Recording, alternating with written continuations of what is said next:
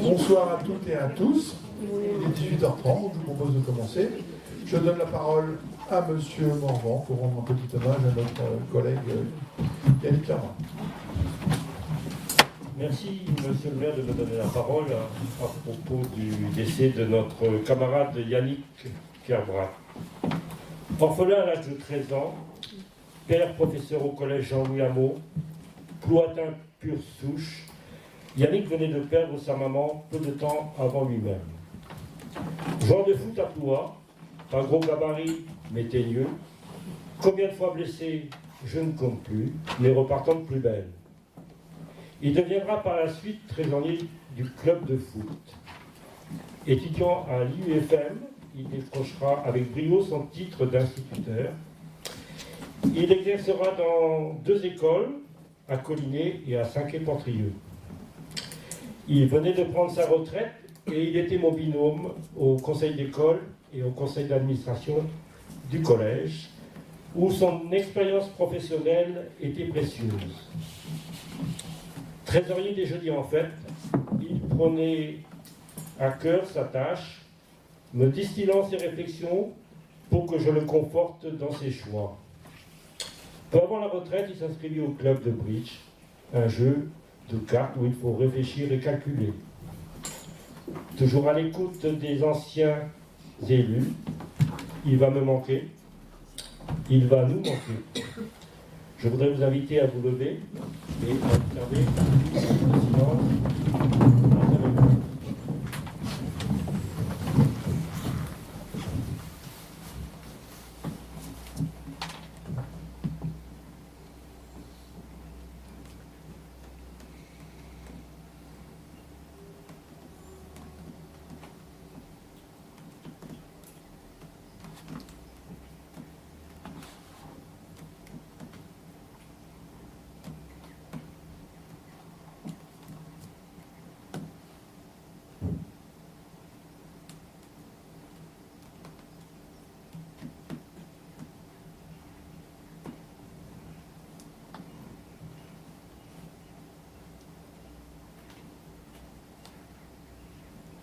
Je vous remercie. La vie continue et, comme d'habitude, je vais faire l'appel. Philippe Delson. Présent. Jean-Michel Morvan, présent. Jacqueline Hervé. Présent. Xavier Compin donne procuration à Didier Léard. Michel Gaudin. Présent. Marie-Thérèse Albrecht. Présent. Monique Bondou. Présent. Jean-Pierre Cartier. Présent. Dany Lebut. Présent. Joël Euzé. Présent. Christiane Montagne donne procuration à Marie-Odile Géquin. Je souhaite un bon rétablissement à Christiane. Elle vient d'être opérée lundi. Je crois que ce sont des intestins, du mou, comme on dit dans notre jargon. Elle est rentrée hier soir et on lui souhaite un prompt rétablissement. Marie-Odile Géquin. Présent. Joël Quilin. Présent. Françoise Leclerc donne procuration à Monique Bondou. Jean-Luc Tendemain. Présent. Véronique Constantin donne procuration à Joël Quilin. Didier Léard. Présent. Christine Lancaster. Régis Quellec. Présent. Stéphanie Leroux. Présent. Cédric Lecoidou. Présent. Ludovic Huon. Il va sans doute arriver en retard, je pense, il travaille. Victor Tréorel. Présent. Marie-Paul Artus. Présent. Bénédicte Jobé-Duval donne procuration à Éric Duval. Et Éric Duval. Oui. Présent. Merci, on va pouvoir démarrer. Je redonne la parole au maire. Donc à l'ordre du jour, adoption du procès verbal du 26 avril 2018. Ensuite en finance, subvention d'investissement reçue du comité des fêtes de la ville de Cloix. Demande de subvention à la caisse d'allocation familiale pour l'achat de rideaux, salle de repos de l'école. Domaine public, vente d'un délaissé rue du Général de Gaulle. Vente de délaissé au Vieux-Brélac. Régularisation d'un échange de terrain à bon repos. SDE, travaux rue du 11 novembre. Pour le personnel, tableau des effectifs, promotion interne et avancement de grade. En divers, vœux, maintien de la maternité de Guingamp. Ensuite, les décisions du maire. Et s'il y a des informations, on les passera. Secrétaire de séance, je propose M. Cédric Lecoidou, s'il est d'accord. Merci. Ceux qui sont d'accord, ils vont lever la main. Ok, merci. Donc, finance, c'est toi Michel? C'est moi? Allez.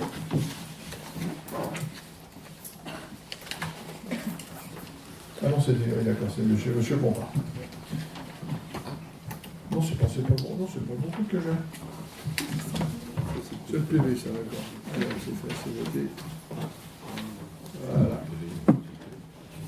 Donc, je vous expose que le comité des fêtes a tenu son assemblée générale extraordinaire le 30 mars 2018. L'objet de cette assemblée générale extraordinaire était de procéder à la dissolution de l'association et à la liquidation de ses biens. Il a été décidé alors de verser une subvention d'un montant de 5 000 € à la commune, destinée à l'achat de meubles pour le futur bâtiment communal Maison des Jeunes. Il est demandé à l'Assemblée délibérante de prendre acte de cette décision et d'accepter cette subvention. Le conseil municipal, après en avoir délibéré, accepte la subvention de 5 000 € provenant du comité des fêtes, dit que cette somme sera affectée à l'achat de meubles pour le futur bâtiment communal Maison des Jeunes. Des questions? Oui. Je sais pas si ça marche. Oui, ça marche. Ça marche. Non, je ne suis pas contre, mais quand une association démissionnait comme ça avant, l'argent qui restait n'était pas donné à une association caritative. Enfin, c'est ce qu'on faisait. Tout est possible. Hein. Tout est possible. Donc, ils ont donné beaucoup de Souvent, matériel. c'était un caritatif. Non, mais pour l'Assemblée générale, ils ont donné beaucoup de matériel au CAPEP et à l'appel Saint-Yves. D'accord? Ils ont donné aux alentours de 2 500 € aux jeunes sapeurs-pompiers. Oui, oui, j'avais vu. Voilà, et 5 000 à la commune pour justement acheter du mobilier pour la salle des associations. Voilà, c'était leur choix. Ça, on a le droit. On a le droit, bien sûr, oui, tout à fait. Hein. Mais nous, on a besoin de délibération pour pouvoir la toucher, cette somme. D'autres questions? Je vous propose de voter. Ceux qui sont pour, lèvent la main. À l'unanimité. Merci. Oui, on n'a pas adopté le PV, c'est vrai. Il n'y avait pas de question sur le PV. Donc sur le PV, j'en reviens. Ceux qui sont pour? Sur le PV? Ceux qui s'abstiennent? Ceux qui sont contre? C'est bon. Merci. Monsieur Morvan, subvention. Et on a l'intention d'améliorer les services de l'école publique. Donc on a commandé des rideaux qui nous coûtent 5 286 € et on a la chance de pouvoir avoir des subventions de la CAF à hauteur de 25%, ce qui nous fait 1 321,50 €, qui fait pour l'autorisation pour la commune 3 964 € et 50 centimes. S'il y a des questions, c'est des rideaux pour la sieste et la salle de garderie. Si vous en êtes d'accord, je mets au voix. Qui est pour? Merci pour les enfants. Jean-Pierre Cartier, pour les déclassements et sessions gratuites, rue du Général de Gaulle et Vieux-Brec. Oui, donc il s'agit donc de céder, de déclasser, de céder de parcelles, donc des petites parcelles qui appartiennent à la commune et qui sont entretenues en général par les riverains. Donc il y a trois parcelles à céder. Alors tout d'abord, si vous les avez sur l'écran, alors celle-là, c'est laquelle? C'est le Vieux-Brec, ça. La Vieux-Brec, donc 25 mètres carrés, donc vous avez donc entouré un rond rouge, au milieu donc l'emplacement, et donc l'éclatement, donc l'agrandi en haut à gauche. C'est une partie de route, les routes qui n'existent plus, parce que tout le reste appartient en fait à En Avant le Guingamp. Donc c'est le riverain qui demande donc du cède de cette partie. Donc là pour la première parcelle. Deuxième parcelle, voilà, donc rue du Général de Gaulle. En fait, c'est un emplacement où avait été donc construit un transformateur. Et ce transformateur n'existe plus, il a été détruit. Donc il n'y a plus lieu donc, de garder cette parcelle et de la remettre dans l'entité de cette parcelle H991. Donc ça c'est le deuxième cas. Troisième cas, toujours au Vieux-Bréhec, là c'est pareil, c'est une route qui avait été donc, à une époque coupée en deux, une partie qui avait été donnée à une personne, l'autre partie, c'était resté donc, au domaine de la commune, c'était la parcelle 1889, oui, comme vous avez donc, à l'écran, donc même chose, donc une parcelle de 63 mètres carrés. Là, c'est pareil, donc c'est une parcelle qui est entretenue depuis des lustres avec le riverain. Et donc, ça n'intéresse pas bien sûr la commune d'aller entretenir ça pour rien. Voilà donc pour ces trois parcelles. Donc, je vais vous demander donc l'autorisation.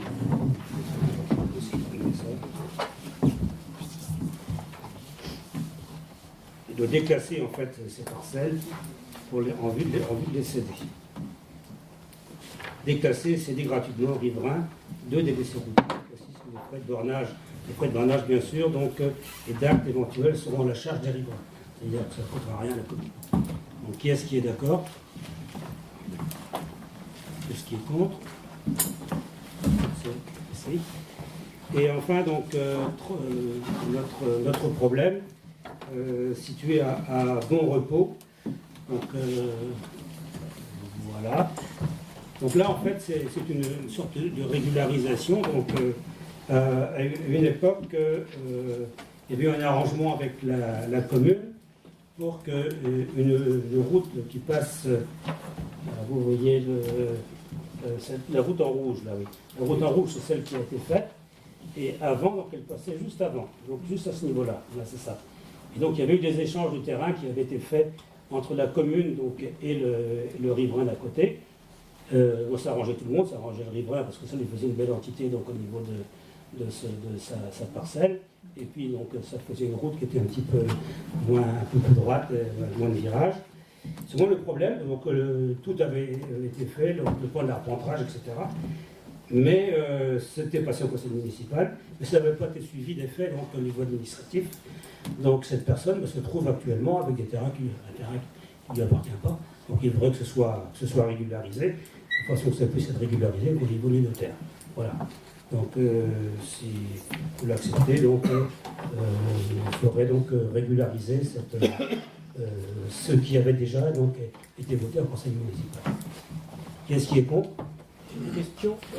Là, en fait, c'est donc les frais de borne, donc d'actes éventuels, donc il y en aura toujours un puisque c'est obligatoire, seront à la charge de la commune, c'est ça? Tout à fait, puisque c'est ce qui était prévu. Ça, c'est ce qui était prévu au début, la première fois. Dans ce cadre-là, on passera par notaire ou par acte public, parce que le maire a la possibilité c'est le notaire qui va reprendre ça de toute façon. Parce que ça coûterait moins cher à la commune. Par acte public. Le maire a la possibilité, en tant que maire, de faire des actes publics, ce qu'on appelle des actes publics, c'est des actes authentiques, mais ça, il faut voir avec le CDG qui peut préparer les actes, et à mon avis, ça coûterait moins cher. Et donc, parce que pour vendre un bien, soit on le fait par notaire, soit on le fait par acte public. Il ne s'agit pas de Il y a vendre. cette possibilité. Nous, on ne vend rien. L'échange, c'est un échange qui avait été fait à l'époque. Mais dès qu'on parle de bien immobilier. Ce qui coûte surtout très cher, c'est le document d'appontage. D'accord, mais enfin. Le document d'appontage c'est est fait. autre chose. Il est fait, ouais. Il a été fait. Donc on va voir. Ok. On va voir ça, de toute façon, on va régulariser. Donc, qui est-ce qui est pour? Contre? Merci. Merci.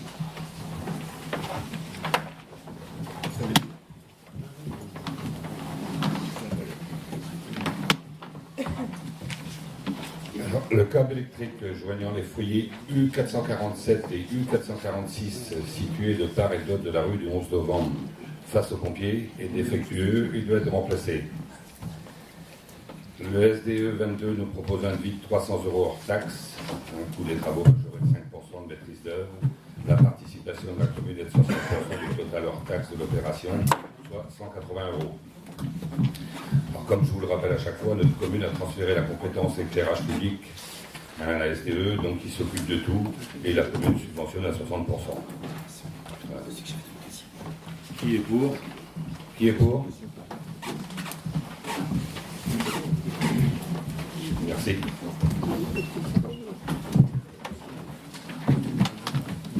Tableau des effectifs, M. Morvan. Le maire nous propose la création d'un emploi d'agent au grade d'adjoint du patrimoine principal première classe, la suppression d'un emploi d'un agent au grade d'adjoint du patrimoine principal deuxième classe, la création de 3 emplois d'agents au grade d'adjoint technique principal première classe et la suppression des 3 emplois d'agents, la création d'un emploi d'un agent au grade de maîtrise principale et la suppression d'un emploi d'un agent au grade d'agent de maîtrise, et la création d'un emploi d'un agent en grade d'animateur et la suppression d'un emploi d'un agent en grade d'animateur principal première classe. Vous avez le tableau des effectifs sous les yeux. Ce tableau a eu l'avis favorable de l'avis technique, du comité technique le 17 mai 2018 et l'avis favorable de CAP du centre de gestion des Côtes d'Armor. Le CAP, pour vous dire, c'est la commission administrative paritaire. Vous avez en vert les promotions et les avancements de grade. C'est simplement un glissement de ce vieillissement et la technicité. Les promotions. Je mets aux voix, à moins qu'il y ait des questions. Pas de questions? Qui est pour? Merci pour eux.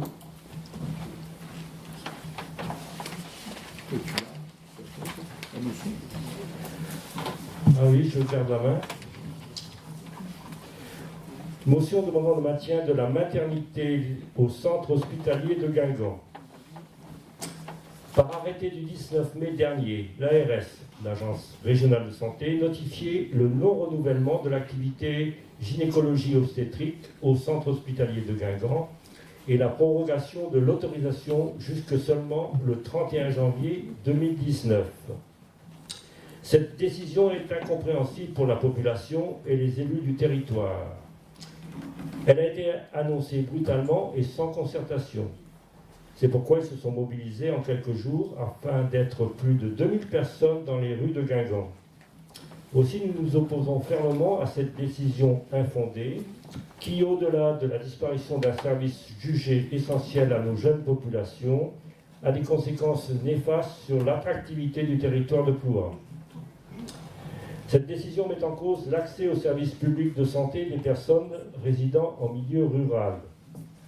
Il convient maintenant de mettre en place des actions pour montrer notre détermination à maintenir la maternité de Guingamp et ainsi poursuivre la mobilisation des élus pour peser sur les décisions et agir auprès des instances régionales et nationales. Coordonner les actions entre le conseil de surveillance, le comité de défense, les syndicats, les personnels et les représentants des usagers. Donner mandat au maire de Guingamp pour porter au nom de la ville de Plouha le recours administratif, hiérarchique et contentieux. Voilà la motion qu'on vous propose ce soir, que le maire vous propose ce soir. Est-ce qu'on a connaissance du contenu du courrier adressé le 31 janvier 2000, le courrier de l'ARS, pardon? On n'a pas la date du courrier, mais vous avez dit qu'il y a un courrier qui a été adressé à l'ARS pour notifier, par l'ARS, pour notifier à l'hôpital la fermeture de ce service. Non, on ne l'a pas, mais Parce que non, comme je vous disiez défends. que c'était pas opportun. Donc, ça a été fait assez brutalement. Il y a un nombre d'accouchements. Sur les arguments de fond, parce que comme vous dites que c'est une décision qui n'est pas justifiée. Donc, bon, je n'ai pas tous les éléments à te donner. D'accord. Même en tant que professionnel de santé, tu vois, mais bon, on défend le service public surtout. Il y a suffisamment d'accouchements sur Guingamp. Alors, qu'est-ce qui ne fonctionne pas ou qu'est-ce qui ne fonctionne pas bien? Ça, je ne peux pas te répondre. Ça aurait été intéressant de voir. Normalement, le seuil critique, c'est 300 accouchements pour une maternité. Hein, les taux de l'ARS. Oui. Et là, actuellement, à Guingamp, on doit être à 600 accouchements l'année dernière, on doit être à 500 cette année, donc 2016 600, 2017 500, oui. Donc c'est viable. Hein. En plus, il y a eu comment dirais-je, l'audit de l'ARS qui a lieu tous les 2 ans ou tous les 3 ans de mémoire, qui n'a fait aucune remarque sur sur le, La qualité comment dirais-je, du sur service. la Qualité du qualité. service. Donc on ne comprend pas la décision. C'est juste ça, c'est la raison pour laquelle ils envisagent des fermetures, c'est souvent pour maintenir la qualité du service. Oui, Évidemment, mais là, on c'est est- pas justifié, Voilà. puisque la Là, qualité c'est du pas service, justifié. elle est C'est ça, c'est 300. c'est ça qu'il fallait. Alors qu'on sait vérifier. pertinemment, en tant que représentant des usagers, on sait pertinemment que Saint-Brieuc ne pourra pas absorber les 500 accouchements de Guingamp. L'objectif, effectivement, c'est de les ramener à Plérin et à Saint-Brieuc. Alors là, Voilà. c'est vrai que Bah, on n'a pas le droit de le dire, il paraît. la difficulté, c'est que les professionnels de santé, qu'ils soient médecins ou infirmiers, une partie des professionnels de santé ne jouent pas le jeu, quoi, parce que vous vous trouvez à consulter à l'hôpital public pour tous vos soins, et vous vous retrouvez opéré à l'hôpital privé. Donc il y a quand même quelque chose d'un peu biaisé dans la relation avec l'hôpital public. Les documents, je te les enverrai, je les ai. Bah, c'est pour voir l'argument qui est Oui, oui. développé, parce que ça serait intéressant.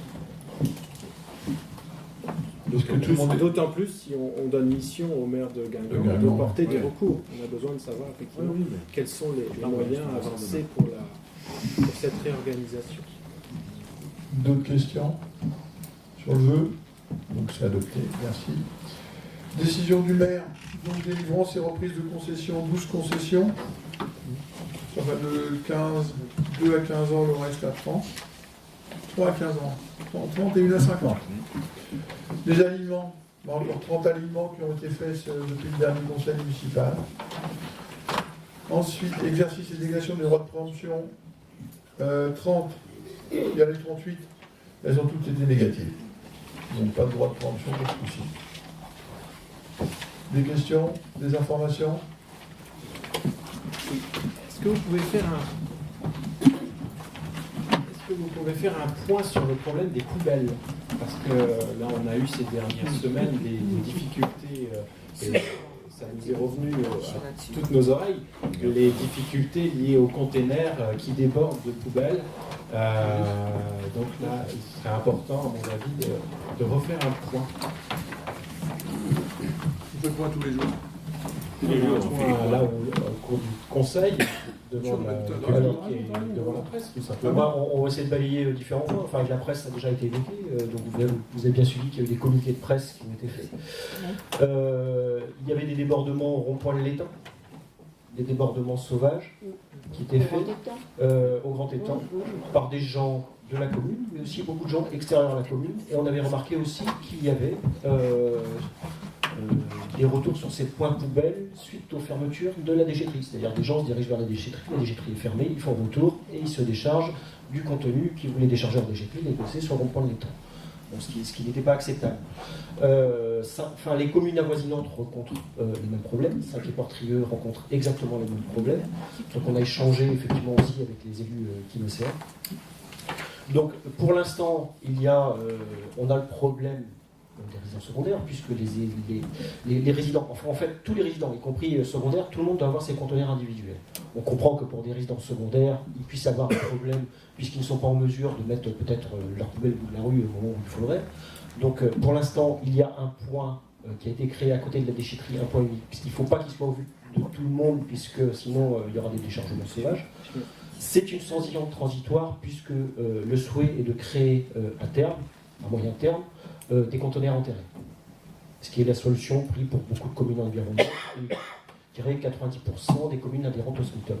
Donc la décision va être prise pour des conteneurs enterrés qui permettront aussi le tri sélectif, c'est-à-dire qu'il y aura apport pour les produits jaunes, tout ce qui est emballage, les déchets ménagers et conteneurs verts. Voilà. Donc là, on est en situation d'attente, mais on vise à améliorer la chose. Voilà.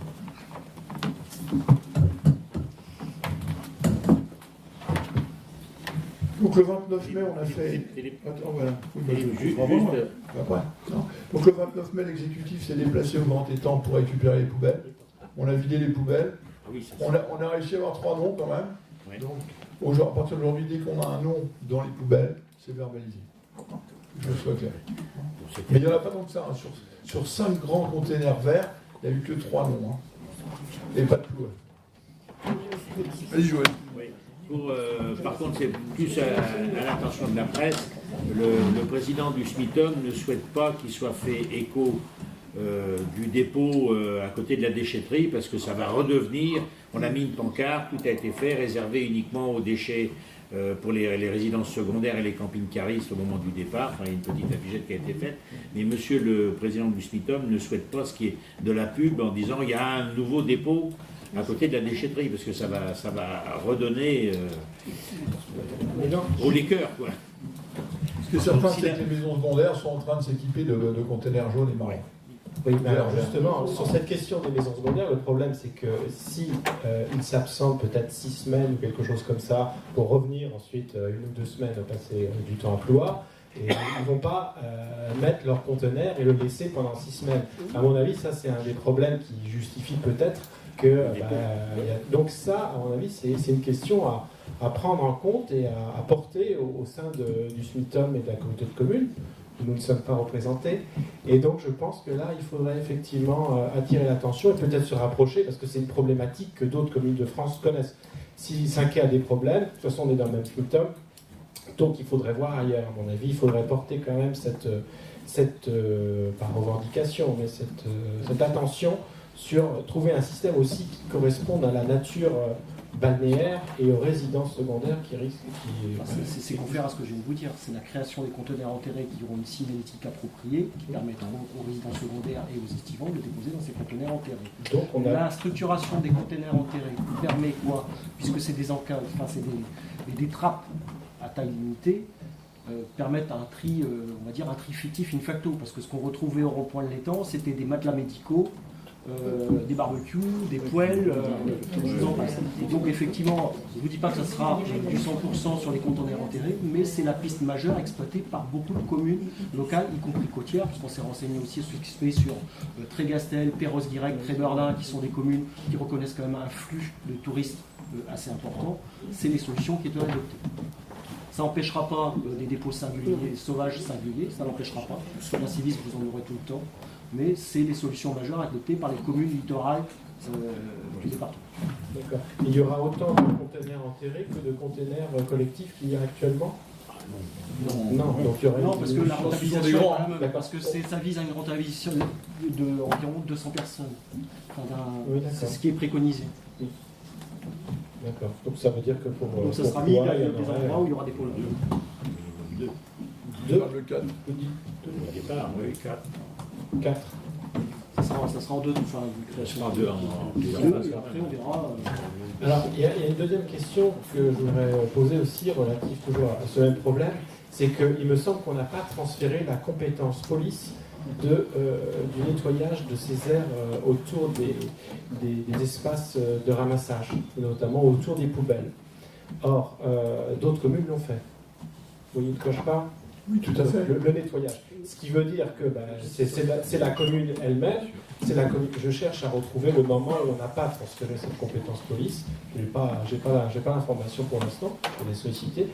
Mais pour l'instant, donc ça veut dire que c'est la commune qui ramasse ce qui est autour des poubelles. Le SMITOM, l'enlèvement des ordures ménagères, sous la responsabilité, la responsabilité de la communauté de communes ne fait qu'enlever les poubelles. Mais ce qu'il y a autour, si j'ai bien compris, n'est pas ramassé, tous les débordements. Et c'est la raison pour laquelle c'est nos agents qui ont, ils ont ramassé quand même des camions entiers dernièrement. C'est pas tout à fait ça. Alors, explique-le, mais de toute manière, moi j'ai demandé les documents, je les attends, mais effectivement, on n'a pas transféré un pouvoir de police administrative, c'est-à-dire de propreté, et là, alors même que on ne perçoit plus la taxe d'enlèvement des ordures ménagères. Et je me tourne vers notre responsable des finances, c'est-à-dire qu'on a transféré les recettes, mais par la TOM, et la taxe d'enlèvement des ordures ménagères. En revanche, il nous reste une charge. Il nous reste une charge puisqu'on n'a pas... Donc à mon avis, peut-être qu'il faudrait qu'on réfléchisse au transfert de la compétence de la police administrative, c'est-à-dire de la propreté autour des poubelles, de sorte que ce soit bien la communauté de communes et son délégataire, le SMITOM, qui en ait la charge, mais que ce ne soit pas à la charge de la commune. Ça nous permettrait d'agir et à la rigueur de refacturer presque. Vous voyez ? Bon, c'est qu'une piste de réflexion, hein, ça n'a pas d'autre valeur que ça. C'est pas tout à fait ça. Donc la police du maire est conservée au niveau des ordures ménagères pour la bonne raison, c'est qu'on ne l'a pas délégué au SMITAB, puisqu'on savait que ça ne marchait pas très bien. Les ordures ménagères, la preuve, c'est qu'on est encore en pleine réflexion et que ça fait presque un an et demi, où on se voit au moins toutes les semaines ou tous les 15 jours pour améliorer. Ça, c'est la première chose. Deuxième chose, au niveau des éco-points, il ne s'agit pas d'ordures ménagères, il s'agit de redevances spéciales. C'est la même chose sur les plages. Donc ce ne sont pas des ordures ménagères, ça rentre dans ce qu'on appelle la redevance spéciale, et l'on paye. Et par rapport aux éco-points, ça fait des années, quand les éco-points ont été créés, la communauté de communes, puisque la délégation c'est la communauté de communes, qui ensuite la délégation va au SMITAB de la communauté de communes, et nous, notre interlocuteur, c'est la communauté de communes. Et la communauté de communes a pris comme décision, comme délibération, que le nettoyage des éco-points devait être fait par les communes. Et ça n'a rien à voir avec la police du maire. C'était simplement comme ça. Alors c'est vrai qu'on trouve complètement illogique de payer les ordures ménagères sur les plages en redevance spéciale, puisque c'est pas Ploua qui met des ordures ménagères sur les plages. Voilà. Ça répond à ta question ? C'est-à-dire que je ne suis pas tout à fait d'accord, parce que de toute façon, il y a toujours un pouvoir de police générale du maire sur le côté sanitaire. Le pouvoir de police spéciale n'a pas été transféré, il peut être transféré, et c'est pas la communauté de communes qui décide ça, c'est les communes. Alors c'est la proposition de la communauté de communes, bien sûr. Hein ? Ça a été proposition de la communauté de communes. Oui, d'accord, mais enfin le transfert de ce pouvoir de police administrative spéciale, c'est bien les communes qui en décident. Oui. La communauté de communes ne fait que recevoir. Ça a été voté, Voilà. je pense. Mais c'est pas la communauté de communes qui bloque. Donc je pense qu'on pourrait réfléchir à ce niveau-là. Et ce qui veut dire qu'on aura toujours la possibilité d'agir au titre, alors c'est bien technique, mais de la police générale du maire sur le côté sanitaire. Et donc, mais comme la communauté de communes et son délégataire n'auront pas fait le travail complètement, ça voudra dire qu'aussi on pourra se retourner contre eux. Voilà. Ce qu'on ne peut pas faire aujourd'hui. Aujourd'hui, on a gardé ce pouvoir de police spéciale. Ça a été voté au conseil municipal, il me semble, de novembre. On a voté ça au mois de C'est novembre. pas la même chose. Regardez toutes les délibérations, c'est pas la police C'est spéciale. novembre, mais c'est dans ces eaux-là. De toute façon, On va le retrouver, je n'ai pas de problème. j'attends la délibération. Dès qu'on aura Ok. retrouvé ça, on en saura plus. Bon, pas d'autres questions ? Eh bien, je vous remercie, je vous souhaite une bonne soirée et je lève la séance. Merci de venir.